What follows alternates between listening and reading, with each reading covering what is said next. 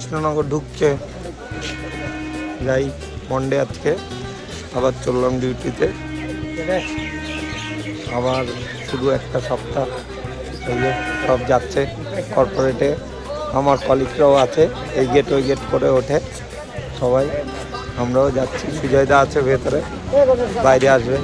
এই কাকুরাও যায় আমাদের সাথে, এখান থেকে সবজি কিনে করতে গিয়ে ট্রেন ঢুকে গেছে, ট্রেনটা ধরবে এবার। ভাই দাঁড়িয়ে আছে সামনে, ট্রেনটা ঢুকে গেছে হাজারদুয়ারি এক্সপ্রেস, ধরে সব যাব। হলো আরেকটা দিন, সোমবার আবার চালু, সবাই সবার মতো ডিউটি চলছে। আবার একটা সপ্তাহ শুরু হলো। চলো বেতনডাবি স্টেশনে নামলাম, এই যে যাচ্ছে আমার কলিগরা, সব আগে আগে ছুটছে যে যার মতো কাজে। আবার তোমাদের সাথে কথা হবে এখন অফিসের তারায়। চলো আবার পরে কথা হচ্ছে তোমাদের সাথে। চলছে জীবন যুদ্ধ, আবারও একটা সপ্তাহ। ছোটোবেলার মতো কোনোভাবেই স্কুলে যাবার মন যেত না, এখনও তাই সেম ক্যাটাগরি। এখনও কোনোদিনই অফিসের দিকে আসতে ইচ্ছা করে না, তবু আসতে হয় প্রত্যেক দিনই। সবার ক্ষেত্রে সেই একই কাজ রেগুলার, সেই ঘুম থেকে ওঠে অফিসে ছোট। আর ফ্রেন্ড দেবগ্রাম যেতে হচ্ছে, মুখ দাঁড়িয়ে আছে দেবগ্রামে। বেতুয়া থেকে বাস ধরলাম, এই বাসটা করে কাটোয়া মোড়ে নামতে হবে। ও ওখানে ওয়েট করছে, যাই গিয়ে ওখানে গিয়ে কথা বলবো। ওর সাথে যেতে হবে আর একটা জায়গায়, তো ওই অব্দি চলে গেছে। বাস ধরে যাচ্ছে এখন। বাসে ভালোই ভিড় আছে, দেখতে পাচ্ছেন ভালো লোকজন বেতুয়ায় দাঁড়িয়ে। এখান থেকে যেতে হবে কাটোয়া মোড় অব্দি। ওয়েট করছি নোডের জন্য, আসুন। এখানে কনস্ট্রাকশনের কাজ চলছে রোডের, দেখতে পাচ্ছেন। আর হচ্ছে অনেক চওড়া রোড হচ্ছে, ব্রিজও হবে। নিবাসক মোড়ের সাথে বেরিয়ে যাবো কাস্টমারদের কাছে ভিজিট করতে। দেখালাম এই যে ওভারব্রিজ হচ্ছে, রোডটা চওড়াও হচ্ছে অনেকটা। মেয়েকে দেখতে পাচ্ছি না, কোথায় রয়েছে, আসছে বললো আমাকে দাঁড়াতে। এদিকেও অনেক চওড়া রোড হচ্ছে।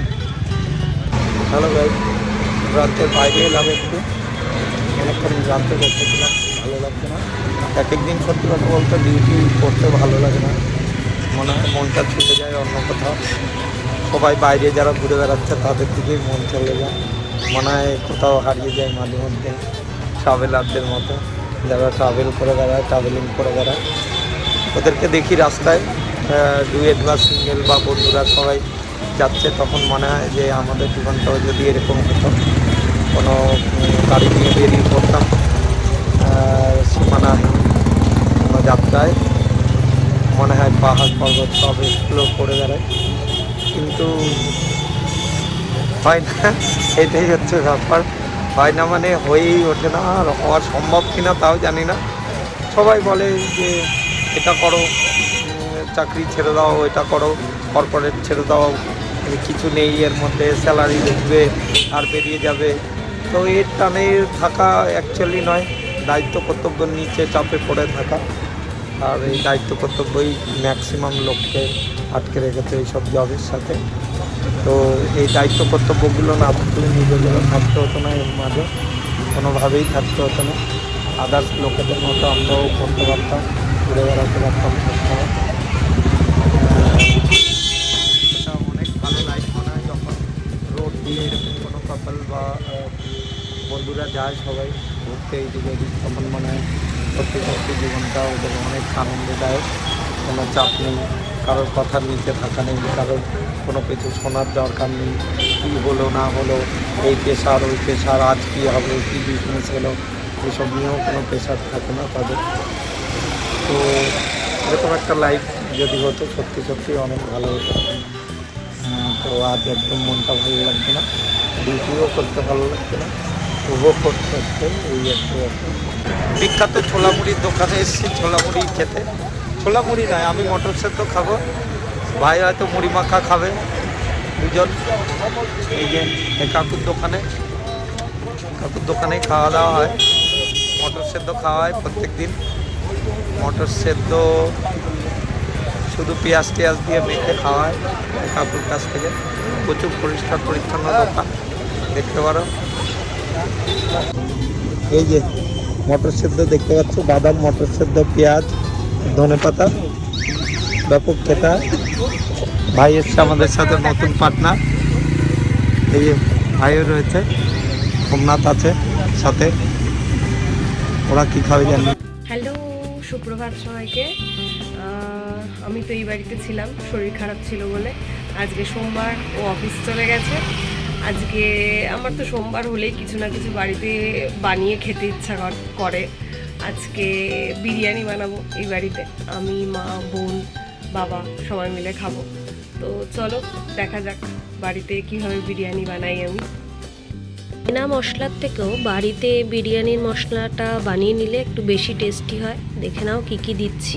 কী কী আছে: এলাচ, দারচিনি, গোলমরিচ, সাজিরে, মরিচ আছে, তেজপাতা রয়েছে, শুকনো লঙ্কা, দারচিনি, জায়ফল, জয়িত্রী। এগুলো একটু ভেজে তারপর গুঁড়ো করে নেব। শুকনো খোলায় মশলাটা ভেজে গুঁড়ো করে নেব। এদিকে মা পেঁয়াজ ভাজছে, পেঁয়াজ বেরেস্তার জন্য। আমার বিরিয়ানির মশলা রেডি। এবার মাংসের মধ্যে জাস্ট 1 চামচ ছিটিয়ে দিয়েছিলাম, আরও 1 চামচ দেব। এই মশলাটা দিয়ে দিয়েছি। এবার দিয়ে দেবো একটু হলুদ, একটু ঝাল করার জন্য দিয়ে দেব লঙ্কার গুঁড়ো। তার রসুনটা একসাথে পেস্ট করে নিয়েছি। এবার এটা মাংসতে দিয়ে দেবো। পেঁয়াজ বেরেস্তাটা হয়ে গেছে। এবার মাংসের মধ্যে দিয়ে মাংসটা দিয়ে মেখে নেব। পেঁয়াজ বেরেস্তা যে তেলটা ছিল ওটা এবার এই মটনের মধ্যে দিয়ে দেব। এই যে সব মশলা টশলা দিয়ে এইটা এবার মাখা হচ্ছে, মা মাখছে। আমার হাত জ্বালা করবে বলে লঙ্কার গুঁড়ো দেওয়া, তাই আমি আর মাখছি না। ভালো করে মেখে নিতে হবে যাতে মশলাগুলো মাংসের গায়ে লেগে যায়। শয়তানকে খাইয়ে দিচ্ছে, এবার আমাকে খাইয়ে দিচ্ছে।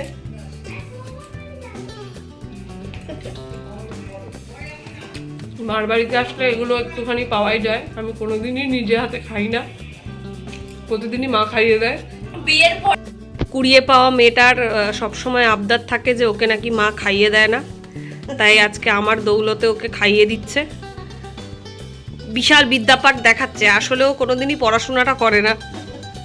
10-15 মিনিট হয়ে গেছে মশলাটা মাখিয়ে রেখেছি মাংসে। এবার দেবো একটু টক দই। ম্যারিনেট করা রয়েছে 10-15 মিনিট ধরে মাংসটা। টক দইটা ভালো করে ফেটিয়ে এবার এর মধ্যে দিয়ে, টক দইটা ভালো করে ফেটিয়ে মাংসের মধ্যে দিয়ে দিয়েছি। এবার মাংসটা ভালো করে মেখে নেব। দইটা দিয়ে ভালো করে মাংসটাকে মেখে নিচ্ছি,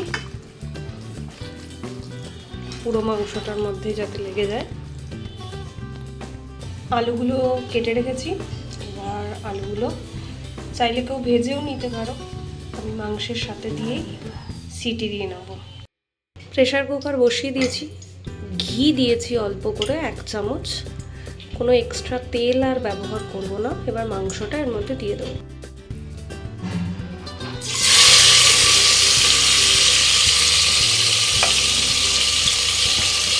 মাংসগুলো এর মধ্যে দিয়ে দিলাম। কড়াইতে মাংসটা দিয়ে দিয়েছি। এবার এটাকে জাস্ট একটু হতে দেবো, কোনো জল বা কিছু এক্সট্রা অ্যাড করিনি। দিয়ে দেবো।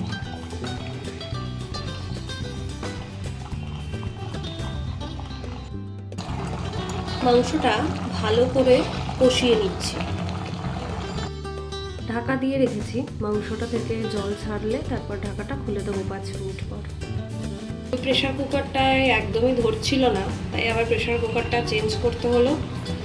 এখানে জাস্ট মাংসটা দিয়েছি, এখান থেকে জল ছাড়বে মাংসটা থেকে, এক্সট্রা কোনো জল এখনো অবধি এটা অ্যাড করিনি। টক দইটা ভালো করে ফেটিয়ে মাংসের মধ্যে দিয়ে দিয়েছি, এবার মাংসটা ভালো করে মেখে নেব।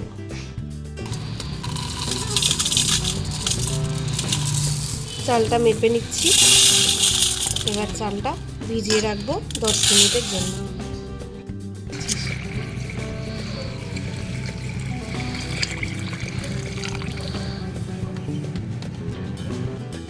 চালটা ভিজিয়ে রেখেছি, 10 মিনিট পরে চালটা ধুয়ে নেব। মাংসটা ভালো করে কষিয়ে নিচ্ছি। দেখো মাংস থেকে কতটা জল ছেড়ে দিয়েছে। এবার একটু জল দিয়ে প্রেসারের ঢাকনাটা আটকে দেব। ভাতের জলটা বসিয়ে তেজপাতা আর 2টো স্টার আনিস দিয়ে দিয়েছি। দিয়ে দেব অল্প কটা সাজিরে, দিয়ে দেব অল্প কটা সাজিরে, দিয়ে দেব অল্প কটা সাজিরে। এবার চালটা ফুটে আসা জলের মধ্যে দিয়ে দিচ্ছি।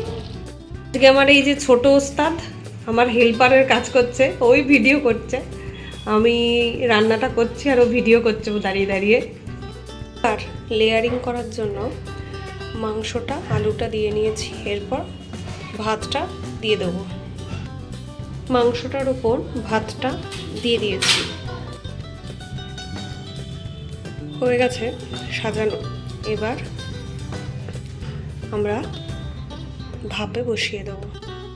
চাটুর ওপরে বিরিয়ানির হাঁড়িটা 15 মিনিট রেখে নামিয়ে দেবো। আজকের বিরিয়ানি রেডি, এবার খেতে হবে। আজকের বিরিয়ানি রেডি, আমরা এবার 3 জন ভক্ষণ করতে বসবো। আমাদের খাওয়া দাওয়া ডান। কেমন ছিল বিরিয়ানি? দারুণ। আজকে আমার অ্যাসিস্ট্যান্ট ছিল, অ্যাসিস্ট্যান্ট সব আমাকে হেল্প করে দিয়েছে, তো তাড়াতাড়ি রান্না বান্না হয়ে গেছে, আমাদের খাওয়া দাওয়া রেডি। এবার আমরা একটু ঘুমিয়ে পড়বো।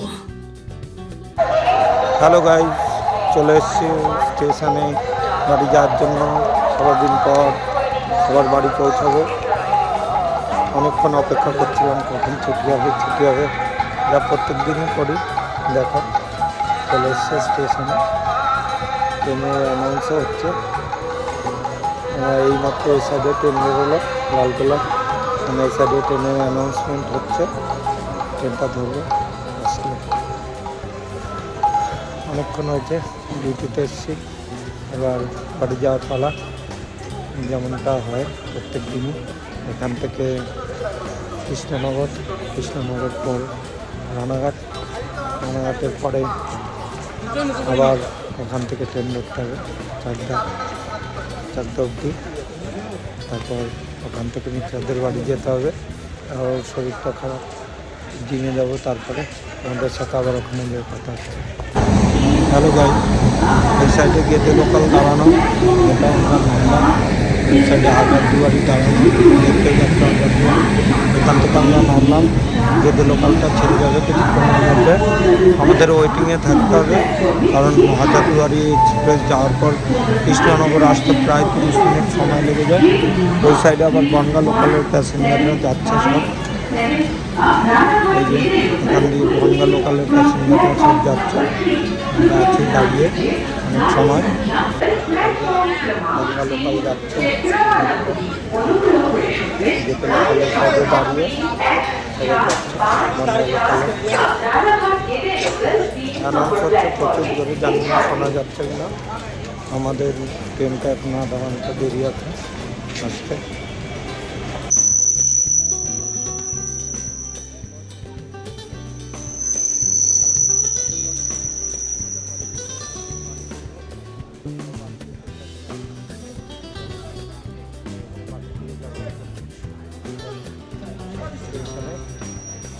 সবাই যারা সকালবেলায় বেরোয়।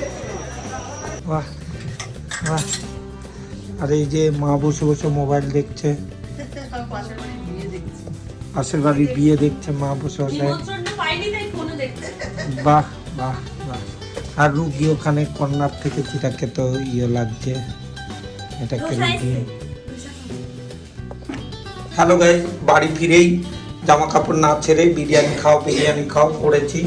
শরীর খারাপে বিরিয়ানি খাও, বিরিয়ানি টেস্ট করো চলছে। এই যে মটন বিরিয়ানি আর রোগন জুস হয়েছে, ওটা দেখানো যাবে না কারণ ওটা আমার সামনে আপাতত নেই। তো যাই হোক, বিরিয়ানিটাই দেখো, এটা টেস্ট করার দায়িত্ব করেছে। হ্যালো গাইস, এই যে শ্বশুর বাড়িতে কত কিছু এনেছে দেখো, আলুর চিপস, এই যে আমার কিপ্টে শালি একটা একটা করে বের করছে, আর এই যে গজা গুড়ের, এটা চিনির গজা, আর কি আছে, কি আছে? এই যে বিস্কুট কফি খাওয়ার, আরও এখানে 2 রকম বিস্কুট আছে। এই যে বাজার খুঁজে বেছে বেছে বিস্কুট সব, এই যে আরেকটা বিস্কুট, আর এখানে আরও 2টো বিস্কুট আছে, আর এটা একটা একটা করে বের করছে, এখনো অবধি চলছে পালা। এখানে আরও 2টো বিস্কুট আছে দেখো, এই যে খাচ্ছে। হ্যালো গাই, এই যে কফি চলে এসছে। এবার এই যে 3জন খাওয়ার লোক বসে আছে কফি খাবে বলে, এই যে 3টে কফি চলে এসছে, আর বিস্কুট সাজিয়ে সারি সারি বিস্কুট আছে। বিস্কুট দেখানো হয়ে গেছে আগেই তোমাদের, এবার কফি খাবেন এনারা। কফির সাথে বিস্কুট রেডি, এবার কফি খাবেন মহারানী ভিক্টোরিয়া, আর আমি আছি, আর মা। যে মা দাঁড়িয়ে চলে এসছে, হ্যালো, রুগী চলে এসছে বাড়িতে। এই যে মা উঠলে এতক্ষণ পর লোকজন দেখে এতক্ষণ একা একা থাকতে হলো। আর এই যে অসুস্থ রুগী এখন নিজেকে দেখছে আয়নাতে। এতে সকালে যাওয়ার জন্য আবার বাড়ি এসে শুধু রাতটুকু থাকার জন্য, ভোর না হতেই আবার বেরিয়ে যাওয়ার জন্য।